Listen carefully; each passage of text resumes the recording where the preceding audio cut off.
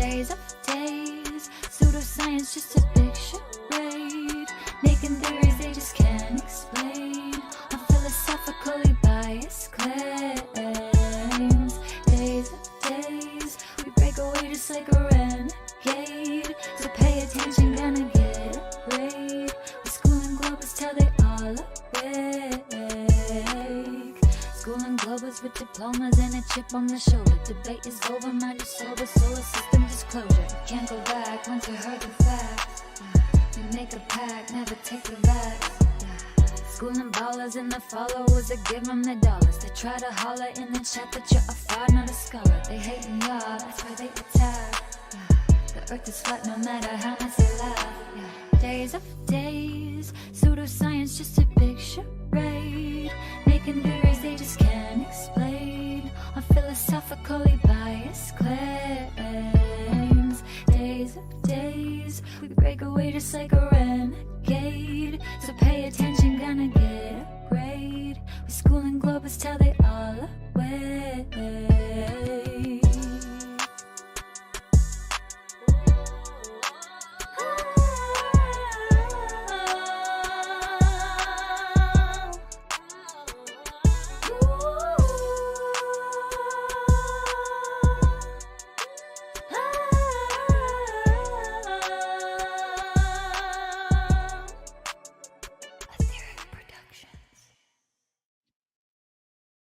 In a world. All right. The Le retour long-awaited tant attendu de Schooling Globers. return of Schooling Globers. Alors, j'appelle ça la saison 2. Nous avions évidemment fait une petite pause. Je vais décomposer le principe général de l'émission. Je l'ai en quelque sorte fait dans la description, mais il existe un modèle dominant de la Terre et la grande majorité des gens y croient. Certainement avant d'entendre toute forme de remise en question ou de position alternative, ou même avant de réellement s'informer sur ce qu'est réellement ce modèle ou ce qu'il affirme. Ainsi, le principe de l'émission est d'enseigner aux gens, en particulier à ceux qui croient au modèle héliocentrique dominant de la Terre sphérique, ce qu'il est exactement. Parce que, bien sûr, avant d'adopter une croyance, vous devriez au minimum comprendre ce qu'est cette croyance, et vous devriez réellement la comprendre pleinement et être capable de la justifier avant d'avoir une croyance fondée. Mais il faut une croyance aveugle pour ne même pas savoir ce que vous croyez et dire « Eh bien, tout le monde est d'accord » ou « Quelqu'un d'autre a fait le travail pour moi ». Et j'ai découvert que c'était le cas. Presque tous ceux qui croient en ce modèle dominant et pensent qu'il est légitime n'en savent rien. Ils ne savent généralement pas non plus comment aborder une situation de manière logique. C'est donc de cela dont parlera ce premier épisode, la charge de la preuve. Et ceci est une difficulté dans cette conversation. Elle est très rarement appliquée correctement. Et c'est très intéressant. Donc bien sûr, si vous êtes allé dans pratiquement n'importe quel système scolaire, y compris des écoles privées, on ne vous a pas vraiment enseigné la logique. Je pense qu'il y a une raison à cela. Ils veulent des travailleurs, pas des penseurs. Nous allons donc examiner ce sujet. Nous allons commencer par exposer le concept de base de la logique. Ça devrait être un épisode assez rapide, assez simple. J'ai essayé de le garder très simple. Si vous avez du mal à accepter ce que je mets dans cet épisode, alors vous ne pourrez pas comprendre quoi que ce soit à voir avec ce dont nous parlons dans l'émission. Si vous rejetez ça instinctivement parce que cela vient de moi, si vous avez une sorte de réaction émotionnelle, si vous niez ce que je suis sur le point d'expliquer, c'est très bizarre, c'est malhonnête, c'est intellectuellement malhonnête, et c'est juste en gros un symptôme de dissonance cognitive. Ce que j'expose ici est juste objectif en termes de logique. Nous allons donc nous y mettre directement. Si vous voulez soutenir le flux, ko-fi.com/witsit. Vous pouvez également soutenir sur YouTube. Je pense que je suis toujours monétisé. Alors un grand merci aux 2 super chats que j'ai manqués dans le dernier épisode.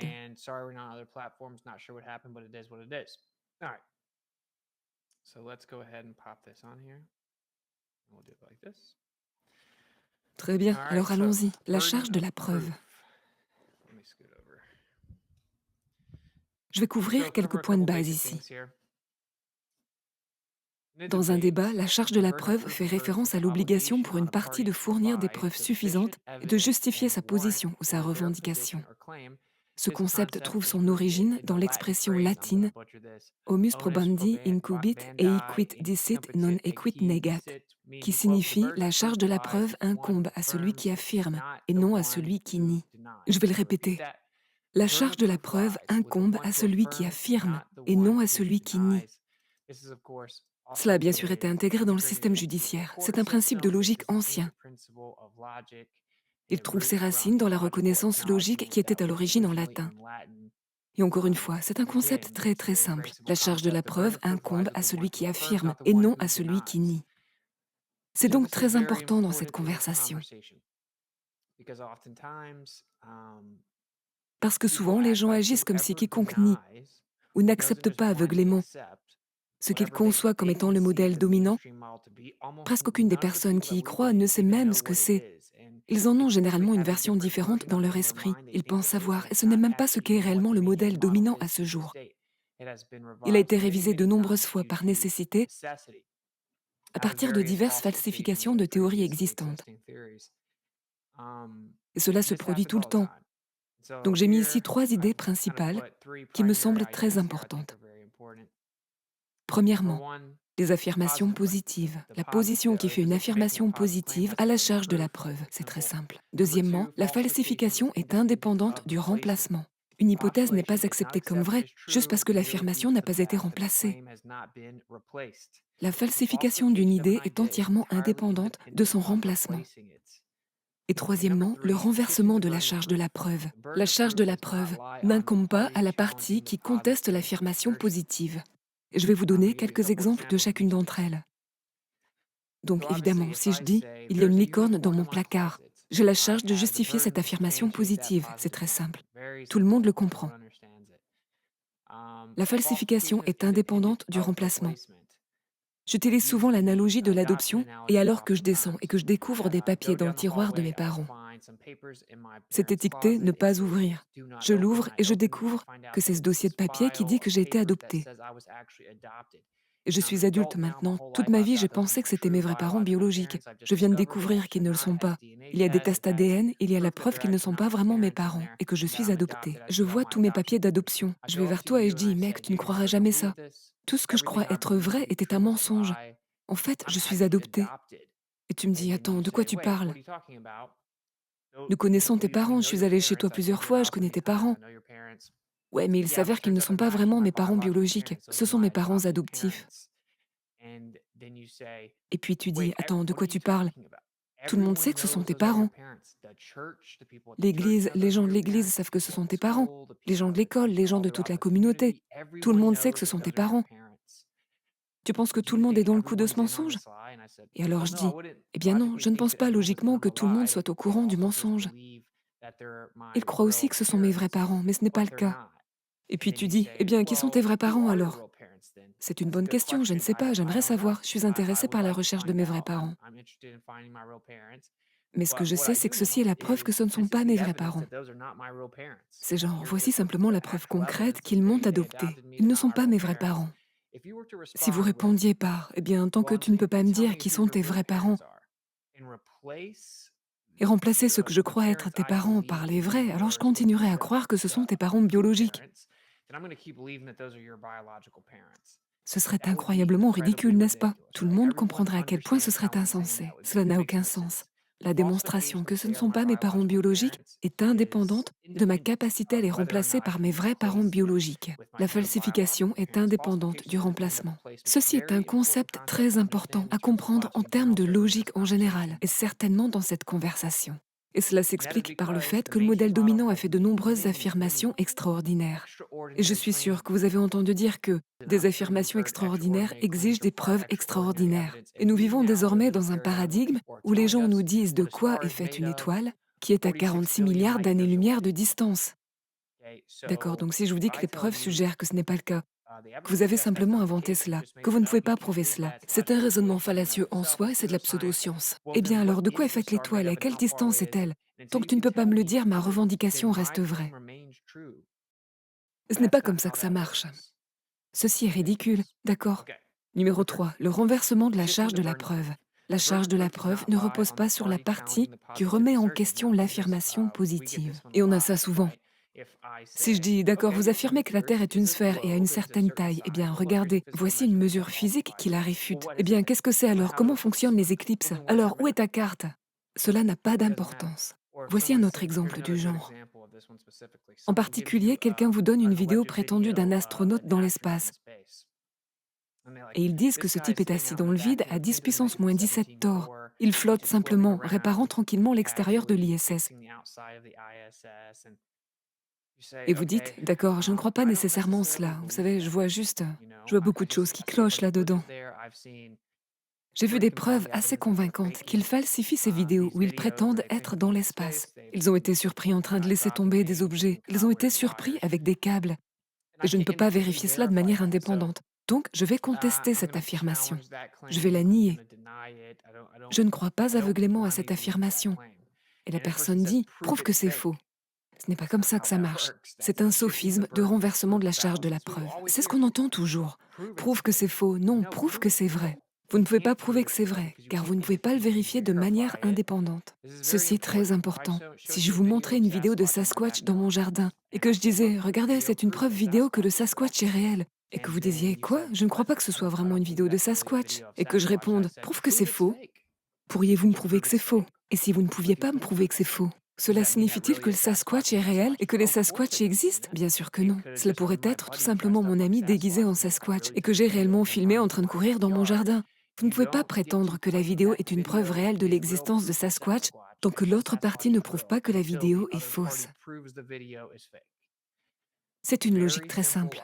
Et les gens comprennent tous ces concepts, toutes ces analogies et ces exemples que je donne. Mais quand il s'agit de cette conversation sur le modèle actuel de la Terre, toute logique passe par la fenêtre.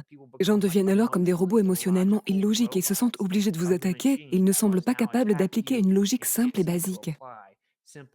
C'est très fascinant. Donc, au moins en surface, jeu de mots intentionnel, cette conversation est extrêmement bénéfique pour éclairer l'incapacité du grand public à appliquer correctement la logique. Et c'est un excellent outil d'enseignement, au minimum. D'accord, passons à la diapositive suivante. Qui a la charge de la preuve? Dans le débat, à la fois le partisan affirmatif et l'opposant négatif ont une charge de la preuve. L'affirmatif a la charge initiale d'établir sa revendication, tandis que le négatif a la charge de réfuter la revendication de l'affirmatif et de fournir une perspective alternative. Maintenant, notez que je n'ai pas dit revendication alternative. Un remplacement de la revendication, mais une perspective alternative, une réfutation. D'accord, donc numéro 1, l'affirmation positive. Encore une fois, la position positive de l'affirmatif a la charge initiale d'établir sa revendication, la charge initiale étant la phrase clé ici. Ensuite, numéro 2, l'affirmation négative. Le négatif a la charge de réfuter la revendication de l'affirmatif. D'accord, maintenant, ce que nous utilisons en logique pour présenter une idée ou pour faire une affirmation s'appelle un argument. Nous présentons des arguments afin de soutenir nos revendications, d'accord? Les arguments sont censés être logiques et raisonnables. Ils sont censés utiliser la raison et la logique. Maintenant, au fil des ans, nous avons établi des paramètres très solides pour ce qui est logique, ce qui est logiquement admissible, ce qui est logiquement fallacieux. Si quelque chose est établi comme étant logiquement fallacieux, il est logiquement inadmissible. Cela ne suit pas logiquement que cet argument prouve la revendication. Cela ne substante pas la charge de la preuve. En fait, c'est comme si cela n'avait jamais existé. Nous revenons à la revendication qui est simplement infondée. C'est ainsi que fonctionne le débat. C'est ainsi que fonctionne la logique. Alors, il existe quelque chose appelé la fallacie de la fallacie. C'est l'hypothèse selon laquelle, parce qu'un argument est fallacieux, cela signifie que sa conclusion est fausse. Ce n'est évidemment pas correct. Quelqu'un peut mal argumenter un point qui est vrai, d'accord? Quelqu'un peut utiliser un argument fallacieux, et bien que sa conclusion soit vraie, l'argument qu'il a présenté n'est pas une preuve raisonnable suffisante pour cette revendication. Par exemple, la chaleur fait bouillir l'eau. Et puis quelqu'un le remet en question et dit « Quoi? Non, ça ne le fait pas », ou peu importe. Ensuite, vous dites « Tout le monde le sait que la chaleur fait bouillir l'eau ». C'est une fallacie ad populum. appel au consensus, appel à la majorité, appel à la population. Ceci est fallacieux. Peu importe ce que tout le monde pense dans le monde, d'accord? Si tout le monde aux États-Unis, ce qui, soit dit en passant, n'était pas le cas, c'était un très petit pourcentage des États-Unis, croyait que l'esclavage était moral. Cela signifie-t-il réellement que c'est moral? Bien sûr que non. Qu'en est-il lorsque presque tout le monde pensait que la Terre était plane? Qu'en est-il lorsque tout le monde pensait que la Terre était stationnaire? Ironiquement, vous pouvez appliquer cette stratégie au même sujet que les gens aiment utiliser de manière incorrecte pour expliquer ce concept. Donc, il existe quelque chose appelé la fallacie de la fallacie. Juste parce que l'argument est fallacieux, ça ne signifie pas que la conclusion est incorrecte. Mais pour étayer votre argument, vous devez fournir des preuves empiriques vérifiables et les présenter sous une forme logiquement valide. Cela est connu depuis que les humains raisonnent, c'est-à-dire depuis qu'ils existent.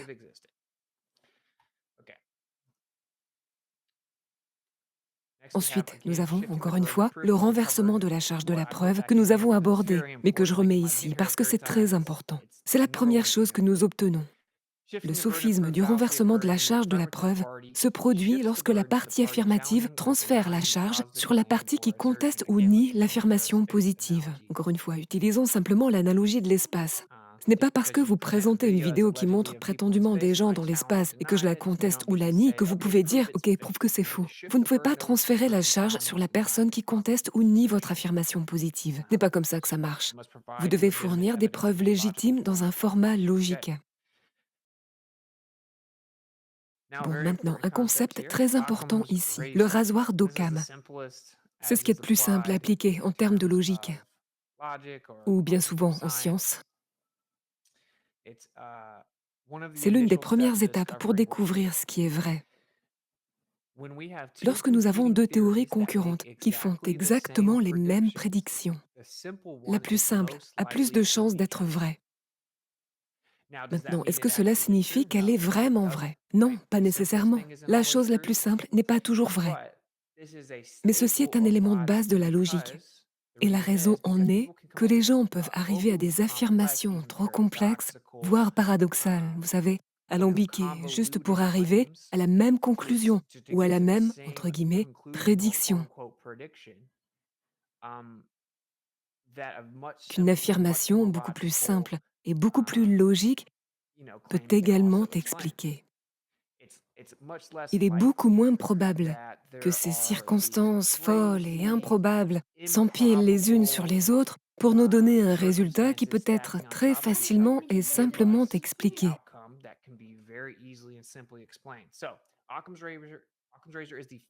Le rasoir d'Occam est donc la première étape de la logique pour essayer de déterminer lequel des deux exemples, réponse, affirmation ou explication, est valide.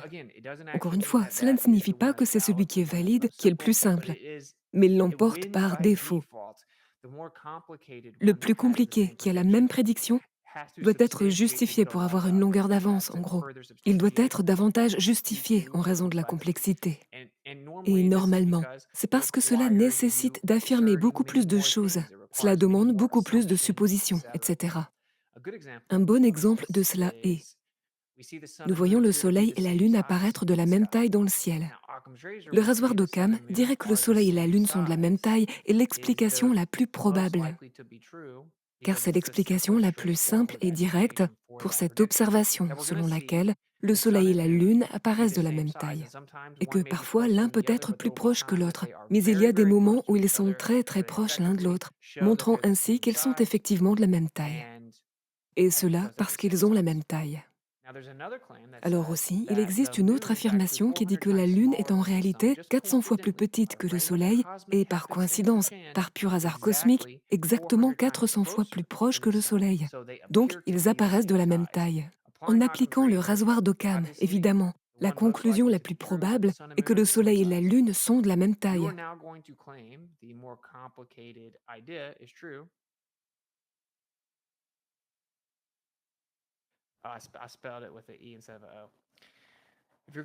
Si vous voulez maintenant affirmer que l'idée la plus complexe est vraie, alors il faut la justifier, car le rasoir d'Occam dit que vous avez probablement tort. supposed to be an O. All right. I can't actually edit these though. All right. Relevant Les punctuated raisonnements fallacious fallacieux, reasoning. pertinents et populaires. Fallacies that are Ils sont oftentimes souvent used to utilisés pour obscure and obscurcir et obfuscate the burden of détourner la proof. charge de la Here's just a preuve. few Voici examples. quelques exemples. Number one, argument Numéro from 1, ignorance, l'argument usually d'ignorance, the assumption qui est of a l'affirmation d'une conclusion or conclusion ou d'un fact fait based principalement primarily basé sur on l'absence de lack of preuves evidence to the contraires. contrary, Souvent usually mieux best décrit par la described by, phrase quote, «l'absence de absence of preuve n'est pas evidence is preuve de not evidence l'absence». of absence. This is done all the Cela se time. produit tout le The temps. assumption of a conclusion L'affirmation or d'une fact based conclusion ou d'un primarily fait on the lack of principalement evidence basé to the sur l'absence de contrary. preuves So contraires. again, Encore une fois, like c'est comme faire making toutes all ces these claims about affirmations what the Earth sur ce qu'est is la and what the Terre, ce Earth's que fait la doing Terre, and what's et in ce qu'il y a dans space, l'espace. and then Et puis saying, oh, dire, well, until eh you bien, can tant que vous provide ne pouvez pas me evidence fournir de for preuves contraires, the contrary, je then peux supposer que ma conclusion est my vraie. conclusion, I get to assume that it's true. It's like the C'est comme le brother frère de «la of the phrase falsification est falsification. indépendante du Okay. remplacement». Number two, Numéro 2, argument from l'argument du silence. silence. Drawing a conclusion Tirer une based on the conclusion silence basée of the sur le opponent silence when de the opponent l'opposant refuses to lorsque give evidence celui-ci for any refuse reason. de For fournir des example, preuves pour une oftentimes raison in quelconque. a Par debate, exemple, people souvent, will lorsque je ask suis en débat, on me to demande explain d'expliquer various divers different phénomènes phenomena sur that lesquels they are l'autre making a partie fait des definitive affirmations possible claim positives about. And définitives. although I Et may bien que je have puisse avoir des speculation that spéculations que je Christians have considère created beaucoup the plus viables Bible, et bien plus much étayées par more des preuves, supported by evidence, oftentimes je n'y will réponds not souvent pas. engage. Je I'm ne vais not pas le going faire. to do Je vais that. I'm just simplement going to rester remain silencieux silent sur le on what the mécanisme causal causal du mechanism phénomène, of the phenomena is, what the cause sur of la that cause effect de is. cet I'm effet. not going to make a Je ne vais pas statement faire on de it déclaration à because ce sujet using this maintenant, as a parce que tactic, vous you utilisez guys cela can comme une tactique deflect, pour détourner divert, and l'attention et obfuscate away from obscurcir le the fact that fait you have que the vous avez evidence la to charge de substantiate what you're prouver ce que vous claiming is affirmez actually être happening. vrai. Okay? D'accord? And if you really take an Et si vous assumption prenez here, vraiment en it's going compte ce que je dis to ici, equip you cela vous in any équipera pour tout debate débat, where où la grande the majorité vast du majority of the public ne public peut tout simply simplement pas étayer cannot correctement ces affirmations. properly support their claims. Cela s'applique à It's so presque strong, tous les such a sujets et à second, presque tous les groupes de people. personnes. So, Alors, le fait que je reste silencieux, que je ne dise rien, et cela peut aussi s'appliquer aux écrits, c'est comme «Oh, cet auteur historique a omis cela, donc nous pouvons discréditer sa position parce qu'il a laissé de côté cet événement dans son récit». Ceci est fallacieux. Cela ne signifie pas que ce qu'il a conclu ou présenté est incorrect parce qu'il a été silencieux sur un événement spécifique. Peut-être que les preuves étaient compliquées et contradictoires et qu'il n'avait pas confiance en une conclusion particulière, alors il a choisi de l'omettre. Ou peut-être que, dans le cas de cette conversation, il n'y a pas suffisamment de preuves pour pouvoir vérifier les affirmations concernant ce qui se passe dans ce qu'on appelle l'espace lointain. On ne peut pas le tester, on ne peut pas le vérifier. C'est simplement philosophique, spéculatif et hypothétique. Je ne vais pas faire d'affirmation définitive à ce sujet. En fait, je vais rester silencieux. Et si jamais j'en parle, ce sera préfacé comme spéculation, car c'est de cela qu'il s'agit. Et votre argument ne devient pas vrai d'une manière ou d'une autre, ou vous pouvez tirer une conclusion basée sur le silence de l'autre partie. Ceci est stupide. Numéro 3, renverser la charge de la preuve. Nous l'avons couvert à de nombreuses reprises et cela revient simplement à déplacer la charge de la preuve vers la partie qui nie ou conteste l'affirmation positive. La Terre est une sphère en rotation d'un rayon de 3959 miles et elle a un noyau et elle est faite de magma. D'accord, je ne crois pas qu'elle soit faite de magma. Je conteste et nie cette affirmation. Prouvez qu'il n'est pas fait de magma. Prouvez qu'il n'y a pas de noyau fait de magma. De quoi parles-tu? Le trou le plus profond jamais creusé mesure 8 miles. Vous vérifiez qu'en fait, à 4000 miles de profondeur, vous savez ce qu'il y a là et que c'est bien ce que vous prétendez. Je conteste et nie votre affirmation positive. Je n'ai pas besoin de la remplacer. Je n'ai pas besoin de prouver que votre affirmation n'est pas vraie. Rien de tout cela ne doit se produire. Or, ce qui se passe souvent, c'est que de ce côté-ci, ces preuves sont si faibles et si fondamentalement fallacieuses, et ce n'est qu'une présupposition presque à chaque fois. Il affirme toujours la conséquence et fait une pétition de principe qu'il prétend prouver, et vous finissez par devoir dire « accélérons simplement cela, voici la preuve qui falsifie directement votre affirmation parce que vous ne pouvez pas la justifier ».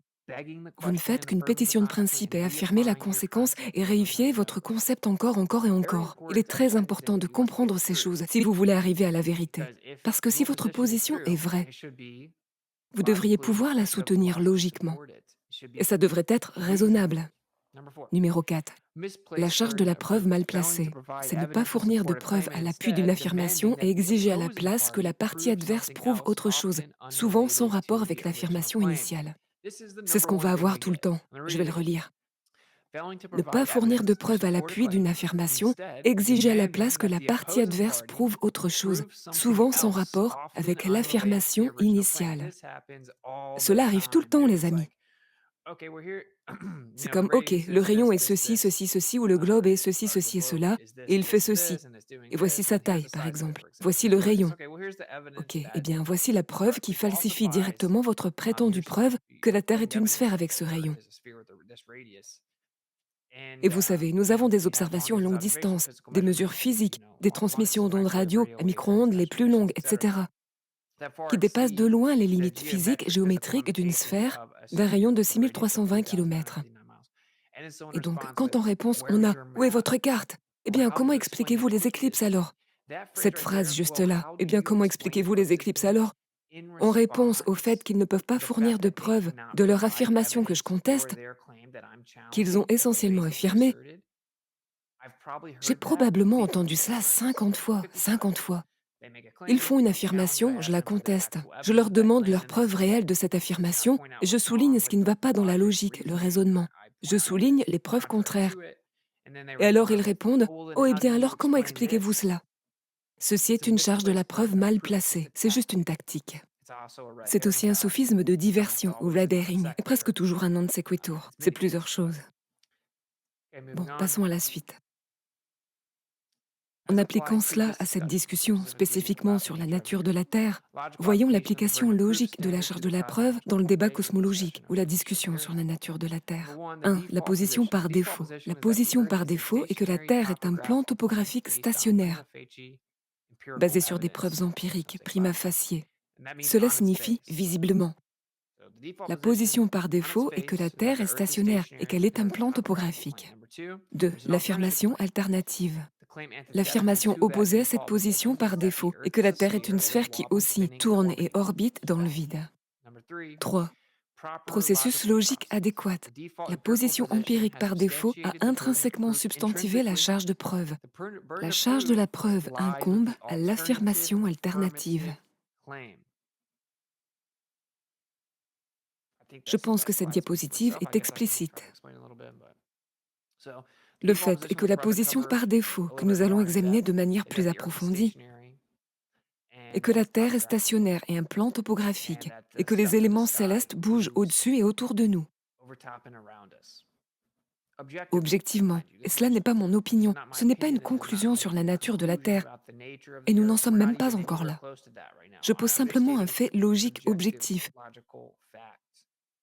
La position par défaut est que la Terre est stationnaire et un plan topographique. Ensuite, il y a une affirmation alternative qui est que la Terre n'est en réalité pas stationnaire. Elle serait inclinée, oscillante, tournant, orbitant autour du centre galactique et se déplaçant à plus d'1,6 million de km/h dans l'espace. De plus, on affirme qu'elle a certaines couches, un noyau constitué de telle matière, une atmosphère contiguë à un vide de 10 puissance moins 17 torr, et que l'espace et le temps sont déformés. La liste continue encore et encore. Il y a une affirmation alternative qui dit que, bien que la position par défaut semble vraie, en réalité, son contraire est vrai. L'antithèse de ça est en fait vraie. Sûr, en apparence, ça a l'air stationnaire, mais en fait, ça bouge dans de multiples vecteurs différents. Évidemment, vous avez la charge de la preuve. Et pour appliquer cela correctement sur le plan logique, la position empirique par défaut, et ça c'est le truc difficile à avaler pour les gens. La position empirique par défaut a déjà substantivé la charge de preuve intrinsèquement. C'est pour cela que c'est la position par défaut. L'évidence de la Terre stationnaire a déjà été fournie. La charge de la preuve a été substantivée, manifestement. C'est pour ça que c'est la position par défaut. À ce stade, la charge de preuve revient à la partie qui fait l'affirmation alternative. C'est très simple. Passons donc à l'affirmation alternative. 1. On affirme spécifiquement que la Terre est sphérique avec un rayon de 6371 km. 2. Ensuite, on affirme qu'il y a un mouvement, spécifiquement que la Terre est inclinée à un angle de 23,4 degrés, aussi tourne à 1700 km/h vers l'est à l'équateur, effectue une rotation de 15 degrés par heure, orbite autour du Soleil à 666 600 miles par heure, orbite la galaxie à 830 000 km par heure et se déplace avec la galaxie dans l'espace à 2 millions de kilomètres par heure. Celles-ci sont des affirmations extraordinaires. Enfin, le vide de l'espace. On affirme également que la Terre a une atmosphère qui coexiste avec le vide spatial, mesuré à 10 puissance moins 17 torr.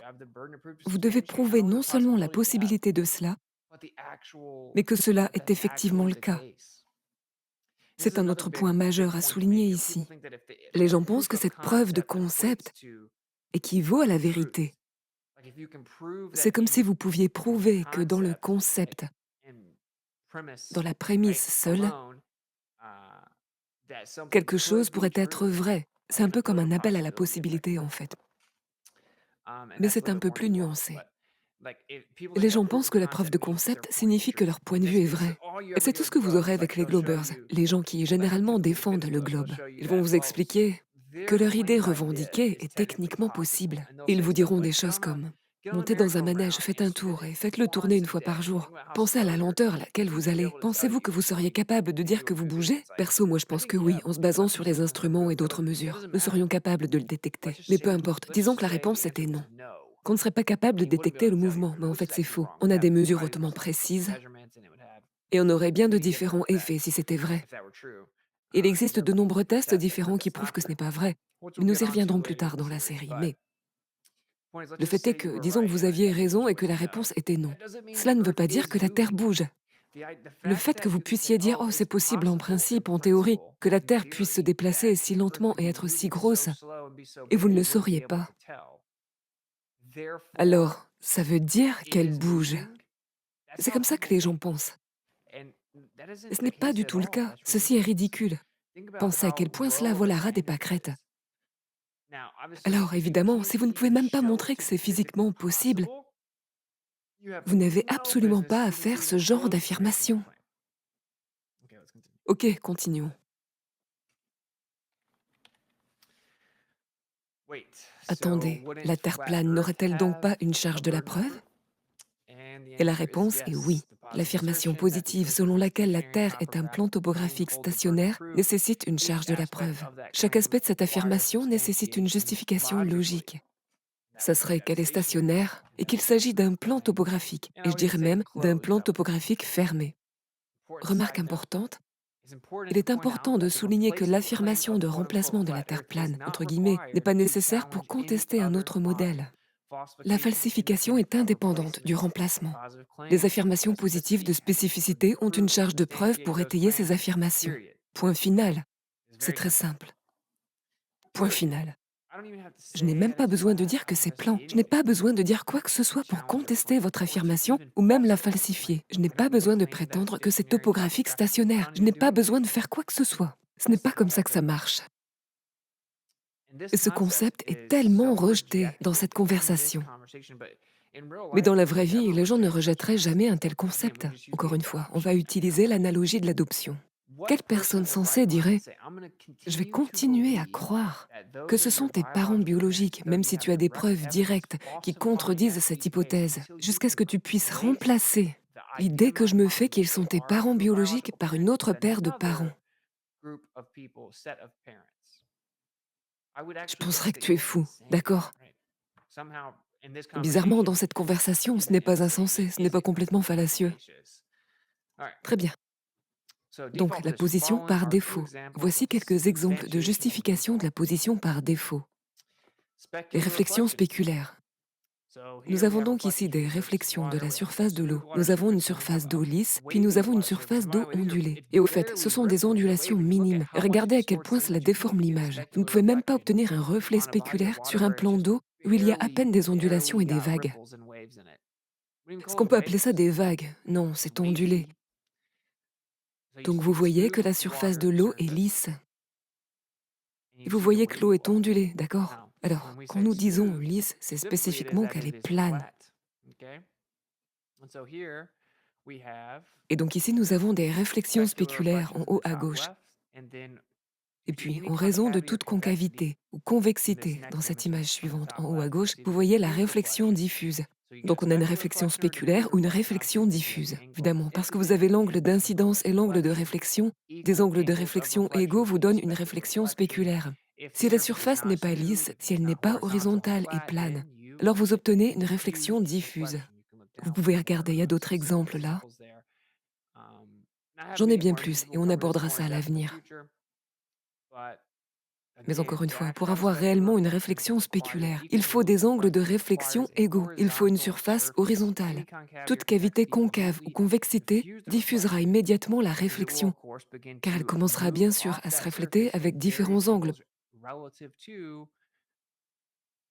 par rapport à la courbure de la surface. Alors donc, si nous voyons cette image ici en bas à droite, ou même cette image ici, la position par défaut est que nous avons ces réflexions spéculaires, une à une. Et si vous regardez ici, c'est au-dessus d'un salar plat. C'est une observation à longue distance. On a là de très nombreux kilomètres de nuages. La position par défaut est que vous ne pourriez même pas avoir cette réflexion spéculaire un à un si la surface n'était pas plane, littéralement. Vous ne pourriez pas, car elle se diffuserait, elle serait déformée. Regardez bien. Vous ne pourriez même pas dire ce qu'est cette réflexion, juste avec ces légères ondulations. Alors, imaginez que cette surface elle-même est en fait une courbure générale, une convexité ou une concavité. Cela déformerait considérablement l'image, et en fait, elle la déformerait à un rythme constant, proportionnel à cette courbure. Vous ne pouvez pas obtenir de réflexion spéculaire un à un, manifestement, en vous basant sur les preuves empiriques que nous pouvons reproduire de 1000 manières différentes pour avoir réellement ces réflexions spéculaires. La masse d'eau sur laquelle elles se reflètent doit être horizontale pour vous donner à nouveau cette réflexion spéculaire, pour la troisième fois. Sinon, ce serait une réflexion diffuse. Donc la position par défaut, essentiellement empiriquement, est qu'elle est plane. Si vous allez me prétendre que ce n'est pas le cas, vous devez, encore une fois, premièrement, prouver qu'il est même possible d'avoir des réflexions spéculaires un à un sur une surface courbe, et ensuite, deuxièmement, vous devez réellement prouver que la surface est en fait courbe. Aucune de ces deux choses n'est jamais faite. Voici un autre exemple, les observations à longue distance. Ici, en haut à gauche, nous avons une distance de 270 km. La hauteur de l'observateur est de 220 mètres. La cible cachée est à 3440 mètres. Et l'altitude de la montagne est de 3660 mètres. Donc, presque toute la montagne devrait être obstruée. Et regardez comment vous pouvez voir clairement cette montagne. Et on a ça sur toutes les images, d'accord? Nous avons cette image suivante à droite qui devrait être à presque 914 mètres sous la courbure de la Terre. Pourtant, nous regardons bien les montagnes. Et ici, nous avons presque toute la montagne qui devrait être obstruée. Et encore une fois, même chose dans la suivante. Presque toute la montagne devrait être obstruée. Ici, en bas à gauche, nous avons la montagne qui devrait être à presque 1220 mètres plus bas. Et donc, manifestement, en utilisant le rasoir d'Occam, encore une fois, nous voyons la montagne que nous savons être directement devant nous, dans cette direction cardinale très précise, avec la forme et la topographie réelle que cette montagne présente. Parce que nous voyons la montagne que nous savons être devant nous et pouvons vérifier qu'elle est là, y compris avec un radar. Nous pourrions littéralement monter dans un bateau et y aller. Nous pourrions prendre un avion et voler jusqu'à elle. Nous pouvons marcher jusqu'à elle, n'est-ce pas? Donc c'est très simple. Et les gens, c'est ce qu'ils font toujours. Ils commencent immédiatement à dévier et ils disent « Oh, eh bien alors pourquoi ne puis-je pas voir ça? Pourquoi ne puis-je pas voir toute la montagne ?» Eh bien, vous savez, les choses changent en rayon de la taille angulaire, de l'emplacement apparent de l'horizon qui s'élève optiquement. Donc évidemment, on va le voir s'élever légèrement au-dessus de nous, puis cet objet va en fait converger vers le bas dans un point de compression jusqu'au point de fuite. Mais peu importe, c'est une diversion fallacieuse, une tentative d'obscurcir la logique. Vous avez la charge de prouver que la montagne n'est pas réellement là. Et ce que les gens font encore dans ce scénario, c'est qu'ils pensent qu'une preuve de concept prouve en quelque sorte la véracité de leur affirmation. Ils disent « Eh bien, nous savons que la lumière peut se courber, donc c'est ce qui se passe. La lumière se courbe et crée l'illusion qu'elle est là. » Et c'est évidemment un problème majeur pour les silhouettes. Le problème majeur est que vous allez devoir affirmer que le soleil fait en fait cela au même rythme que les montagnes. Et ensuite, vous allez devoir expliquer la cohérence des heures du coucher de soleil et pourquoi elles ne changent pas radicalement lorsque nous voyons ces montagnes de beaucoup plus loin. Et vous allez également devoir expliquer pourquoi nous pouvons prédire certaines de ces observations sur 2 mêmes jours calendaires des années à l'avance. Nous pouvons réserver un vol 1 an à l'avance et aller le voir, parce que nous savons que le soleil va se coucher directement derrière lui, et ensuite ces montagnes seront éclairées en contre-jour et nous verrons la silhouette. Le fait est que le simple fait de montrer que la lumière peut se courber en fonction de son milieu ne rend pas votre affirmation vraie, selon laquelle elle se courbe suivant un rapport bien défini dans ses observations. Il existe d'autres falsifications de cette affirmation, mais l'admettre en réalité revient à admettre un raisonnement fallacieux.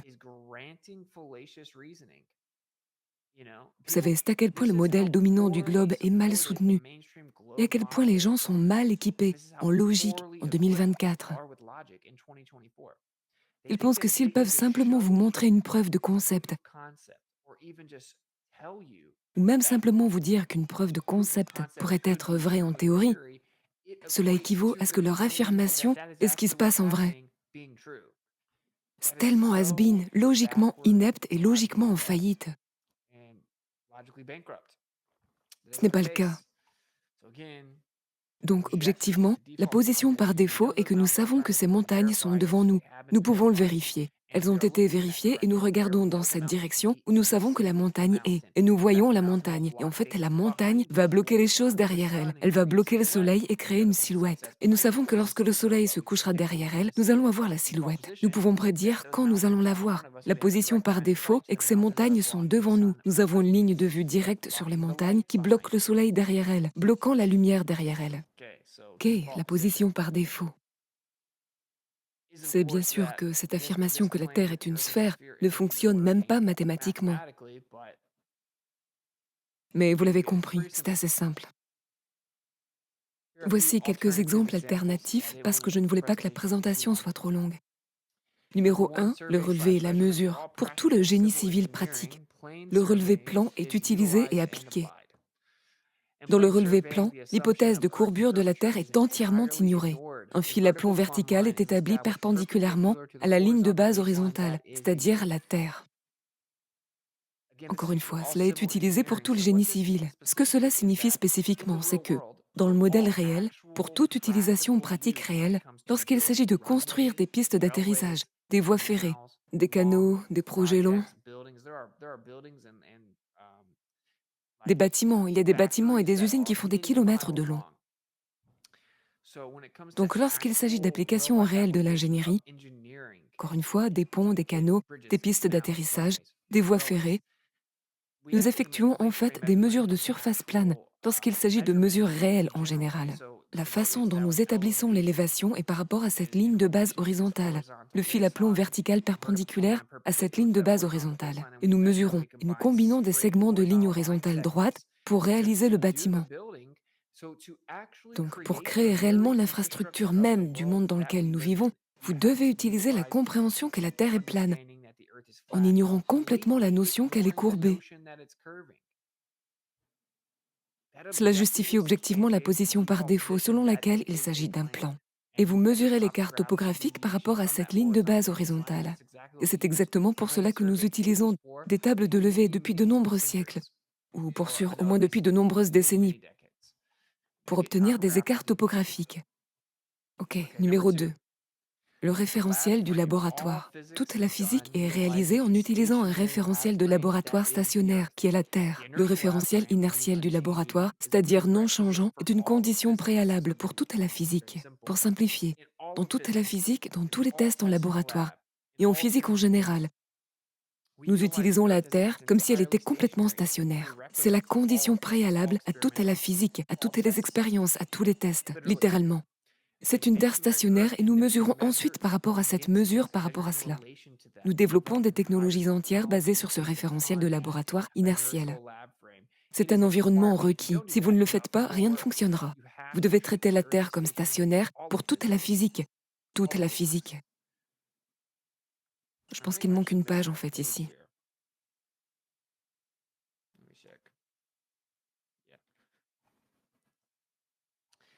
Toutes les autres pages que j'ai, tout ce qui concerne l'armée, tous ces différents documents militaires, et cela va directement dans le cadre du laboratoire stationnaire, où vous avez des trajectoires d'avions, des trajectoires de balles, et des hélicoptères d'atterrissage, de développement de toutes sortes de systèmes d'armes, des systèmes d'armes à propagation électromagnétique,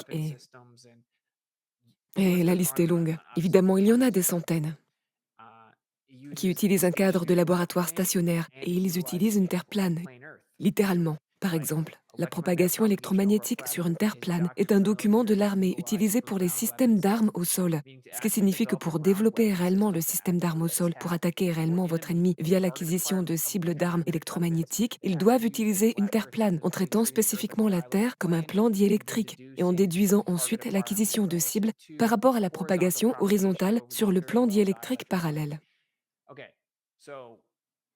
Ok, donc la façon dont nous pilotons les avions. Nous devons traiter la Terre comme un plan stationnaire, d'accord? Comme une surface plane non rotative. Et nous utilisons notre altimètre par rapport aux couches horizontales parallèles de l'atmo. C'est ainsi que ça fonctionne réellement dans la vie réelle. Toute la physique, tous les voyages, toute la technologie utilisent un cadre de laboratoire stationnaire et une Terre plane. Cela devrait être assez intéressant. Encore une fois, cela justifie objectivement la position par défaut. Et c'est en fait nécessaire. C'est une condition préalable, une exigence préalable à l'efficacité de la mise en œuvre de toutes ces technologies différentes et de la physique et des expériences qui nous ont donné cette technologie. C'est un fait. C'est juste un fait. Il y a une affirmation sur la table selon laquelle, oui, vous devez traiter la Terre comme si elle était stationnaire et qu'on la prend pour un cadre de laboratoire inertiel. Mais qu'en fait, elle n'est pas réellement stationnaire. En fait, elle n'est pas inertielle parce qu'elle tourne. Cela signifie donc qu'elle est accélérative et qu'elle change. Qu'est-ce qui est la charge de la preuve ici? Celle qui dit que la Terre est stationnaire? Oh, regardez, tout dans le monde, dans toute la physique et toute la technologie, nécessite l'application d'une Terre stationnaire pour fonctionner. Toutes les mesures sont inexactes, toutes les prédictions sont inexactes, tous les tests sont inexacts, dès que vous n'appliquez pas une Terre stationnaire. Ok, encore une fois, la position par défaut a été confirmée. Et imaginez un peu nier ce que je dis en ce moment. C'est ce qui rend la conversation à ce sujet si bizarre. Les gens sont si malhonnêtes à ce sujet. Numéro 3, la mesure céleste. La navigation, le système de latitude, etc. utilisent la mesure de la Terre plane pour les objets célestes. Une ligne de base horizontale est à nouveau utilisée comme pour l'arpentage et l'élévation. Nous prenons le niveau de la mer. Nous étendons cette ligne de base horizontale jusqu'au bout. Pour tous les levées, nous prenons le fil à plomb vertical perpendiculaire à la ligne de base horizontale. Pour les avions, la ligne de base horizontale que l'on prend, c'est la Terre, puis les couches horizontales parallèles de l'atmo et nous ajustons en conséquence. Pour la déduction algorithmique de l'angle d'atterrissage d'un hélicoptère, nous traitons la Terre comme une ligne de base horizontale. Et donc, pour tout type de méthodologie de navigation que nous utilisons, les mesures fondamentales qui étaient la condition préalable à cette construction, y compris la construction de la latitude, étaient que vous établissiez votre niveau vertical localement et que vous utilisiez ensuite une ligne de base horizontale. Une ligne de base horizontale est généralement requise pour la mesure initiale. Cette ligne de base horizontale est étendue jusqu'à la position au sol zénitale de la dite observation céleste, une partie très importante. Ainsi, lorsque vous faites la latitude, vous prenez Polaris, vous prenez des mesures d'angle, vous vous éloignez de Polaris et vous continuez à prendre des mesures d'angle par rapport à elle. Eh bien, cette mesure d'angle crée littéralement un triangle avec une ligne de base horizontale. Cette ligne de base va jusqu'à la position au sol, là où se trouve le zénith. Ce qui veut dire que Polaris serait directement au-dessus de vous. Ce n'est pas seulement une chose localisée, c'est une ligne de base horizontale qui va jusqu'au bout. C'est ainsi que vous obtenez ces cercles concentriques, qui sont le système de latitude. La condition préalable au système de latitude que les gens utilisent même dans cette affirmation de modèle de globe était des mesures objectives de la Terre plane. Donc, encore une fois, cela justifie logiquement la position empirique par défaut, selon laquelle la Terre est un plan.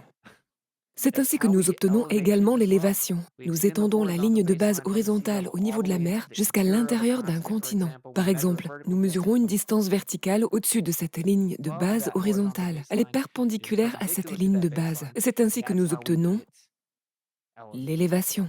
Numéro 4, bien sûr, l'expérience. La position empirique par défaut, basée sur l'observation et l'expérience que la Terre est un plan stationnaire et que tous les, entre guillemets, corps célestes se déplacent au-dessus en tournant. Et alors, les gens diront, on ne peut pas toujours faire confiance à ces sens. Voici un exemple. Une preuve de concept n'est pas forcément la vérité ou la preuve de ce que vous avancez.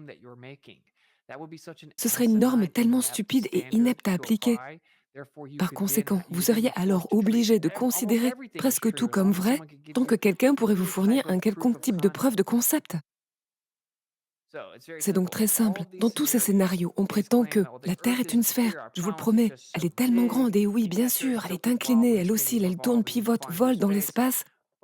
Mais il y a la courbure et la déformation de l'espace et du temps, et donc on ne dirait pas. Elle donne l'impression qu'elle est stationnaire. On va donc devoir l'utiliser comme si elle était stationnaire. Et elle est tellement grande et il se passe tellement de choses avec la lumière qu'elle semble toujours plane. Et au radar, elle semble plane. Et les mesures doivent être prises comme si elle était plane, mais en fait, elle est courbée. Et en fait, elle oscille, elle fait sa rotation, et elle est en orbite. Et en fait, elle vole dans l'espace. Ces affirmations sont contraires à la position empirique par défaut. Par conséquent, la charge de la preuve est objective. La charge de la preuve, pour le plan topographique stationnaire, a été intrinsèquement justifiée. Donc, et je vais me répéter, l'affirmation qui est contraire à la position empirique par défaut qui a été étayée a la charge de la preuve. Renverser la charge de la preuve est fallacieux et dire oh, eh bien, vous contestez ou niez mon affirmation selon laquelle ça semble être plat, mais en fait c'est courbé. Alors prouvez que ce n'est pas courbé. Non, de quoi parlez-vous? J'affirme qu'il existe un plan topographique stationnaire, bien que cette affirmation ne soit pas nécessaire pour falsifier ou contester votre affirmation. Mais je fais cette affirmation, n'est-ce pas? Je la fais. Et donc elle est étayée comme étant la position par défaut. C'est juste objectif. C'est objectif. Et le plus tôt vous pourrez reconnaître que c'est vrai et dire « Ok, la position du plan topographique stationnaire, la Terre plane, comme on l'appelle, est la position par défaut. » Si vous ne pouvez pas honnêtement reconnaître cela, alors vous n'êtes même pas capable d'entrer réellement dans cette conversation avec honnêteté intellectuelle. Vous avez 0% de chance d'arriver à un quelconque type de conclusion logique. Votre position est inadmissible dans un forum intellectuel. Elle est inepte, elle n'est pas pertinente. Elle est logiquement en faillite et inadmissible. Et donc, ne voudriez-vous pas au moins avoir une croyance justifiée où vous avez étayé et compris ce que vous considérez comme vrai? Maintenant, évidemment, ce que nous allons faire dans cette série, c'est que nous allons en fait aborder spécifiquement bon nombre de ces affirmations, les prétendues réfutations, les prétendues justifications, etc. Mais ce qui se passe toujours, et la première chose que nous obtenons avec beaucoup de cela, c'est que les gens confirment simplement la conséquence. Si je suppose la sphère de la Terre, alors c'est ainsi qu'Ératosthène fonctionnerait. Si je pars du principe que la Terre est une sphère, alors la lumière devrait se courber à ce rythme pour que je puisse voir ces montagnes à des centaines de kilomètres de distance. Et ce qu'il y a en dessous de la courbure de la Terre à des milliers de pieds, voire des kilomètres. Si je pars du principe que la Terre est une sphère, alors quelque chose doit forcément se produire pour créer l'illusion que nous voyons les montagnes directement devant nous en ligne de mire. Donc c'est ce qui se passe. Ceci est simplement une affirmation de la conséquence. C'est aussi une réification du concept de la sphère. Pareil avec le noyau de la Terre, d'accord? Les gens réifient juste le concept. Donc, pour résumer, c'est très simple en fait. La position qui émet une affirmation positive a la charge de la preuve. Et si elle fournit des preuves et la justifie de manière légitime, alors la partie qui la conteste doit alors réfuter cette position.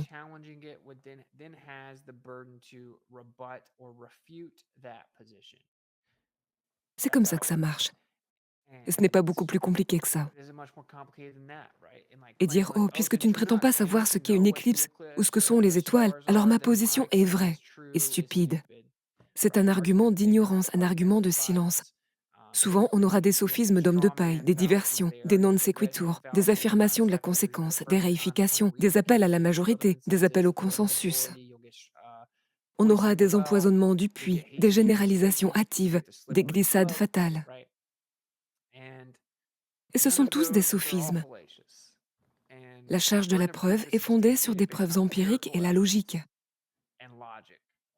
Et encore, comme je l'ai dit 1000 fois, l'affirmation que la Terre est un plan topographique stationnaire est intrinsèquement, fondamentalement la position par défaut, basée sur des paramètres logiques et empiriques. C'est à vous de prouver le contraire.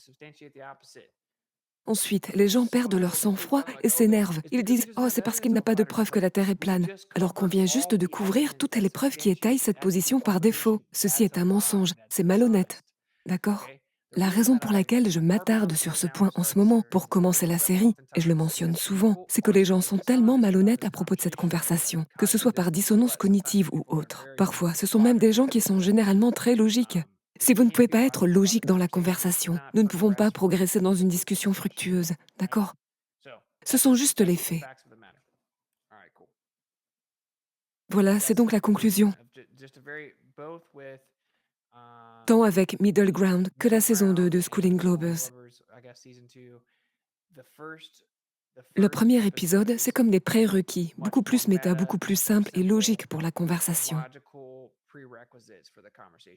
C'est comme une compréhension requise avant d'entrer vraiment dans le cœur du sujet, d'essayer de le comprendre. Et je vais essayer de garder ces émissions spécifiques au sujet et avec le PowerPoint pour qu'ils ne soient pas trop écrasants ou super longs. Et je ferai également des chapitres qui exposent en quelque sorte chaque point. Et vous pourrez le parcourir. Je vais conclure, j'ai d'autres choses à faire. J'espère que vous avez apprécié. Je sais que beaucoup d'entre vous sont probablement familiers avec ça, mais il est très important que les gens comprennent en quelque sorte quelle est l'origine de base de cette conversation et pourquoi tant de personnes se sont détachées et ont suspendu leurs croyances aveugles parce qu'elles ont découvert qu'elles étaient constamment trompées par le scientisme dominant et moquées, ridiculisées et intimidées pour avoir pensé par elles-mêmes. Et je vous encourage, si vous êtes nouveau à l'un de ces sujets, à combiner les deux, à combiner Middle Ground en termes de géocentrisme, etc., et Schooling Globers, juste pour que vous soyez informés de votre position au moins, avant de tirer tout type de conclusion définitive, et encore moins d'affirmations confiantes. Cherchez et dites la vérité sans équivoque.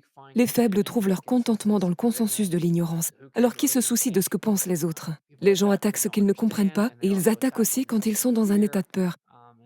Ils attaquent aussi les gens qui sont assez forts pour s'exprimer contre la majorité ou le groupe, parce qu'ils n'en sont généralement pas capables. Et c'est peut-être de l'envie ou encore une sorte de réaction de peur. Alors qui se soucie de ce que ces gens pensent, d'accord? Et comme le disent les Écritures, réjouissez-vous lorsqu'ils vous insultent à cause de son nom ou de la vérité, car ils ont fait cela à tous les prophètes avant vous. C'est un indice aussi vieux que le temps. Alors persévérez dans la vérité. Comprenez que c'est aussi pour les générations à venir. Et cela semble vraiment méta et un peu trop pour les gens, mais c'est juste la vérité. Nous vivons dans un monde qui est tellement à l'envers. C'est parce que si peu de gens sont prêts à faire des sacrifices personnels, à prendre le temps d'examiner réellement ces conversations et à parler de la vérité une fois qu'ils l'ont trouvée. Alors cherchez et dites la vérité sans équivoque. Une fois que vous l'avez trouvée, vous avez l'obligation d'en parler. Et rappelez-vous également que ce qui est vrai est rarement populaire, et ce qui est populaire est rarement vrai. All right, peace.